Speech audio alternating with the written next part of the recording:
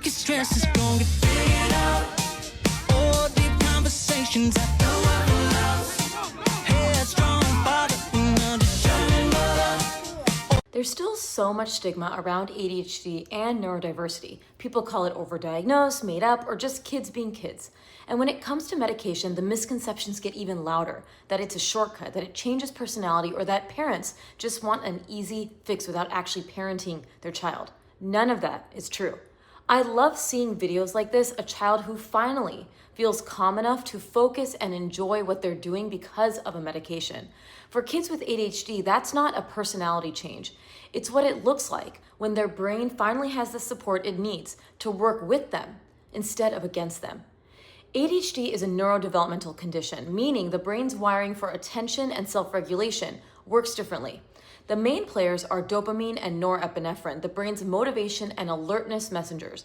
When those signals don't move smoothly, the parts of the brain that handle focus, impulse control, and emotional regulation don't communicate efficiently. Stimulant medication helps dopamine and norepinephrine move more efficiently between brain cells, kind of like fixing a weak Wi-Fi signal so the brain's messages actually get through. It doesn't add anything foreign. It helps the brain use what's already there. That's why kids often say things like, I can finally think before I act, or I don't feel so frustrated all the time. It can also support emotional regulation because the same brain circuits that manage focus, mainly in the prefrontal cortex, are responsible for filtering impulses and steadying emotions. When those circuits communicate better, kids can pause, process, and respond instead of just reacting. And I've seen this firsthand.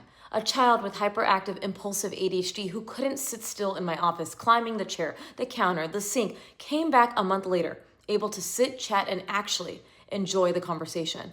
Their spark was still there, just no longer buried under chaos. Like any medication, ADHD meds can have side effects, changes in appetite, sleep, or mood. That's why they should always be prescribed and monitored by a clinician who weighs benefits and risks and adjusts as needed. The goal isn't perfection, it's functionality and well-being. And remember, medication isn't a Band-Aid. It's more like jumper cables. It gives the brain enough charge to engage in therapy, structure, and skill building, the things that actually rewire habits over time. If you want to understand how these medications work, how we choose them, watch my full ADHD medication breakdown on YouTube. And I'd love to hear from you in the comments. How have ADHD medications helped you or your child? Comment below.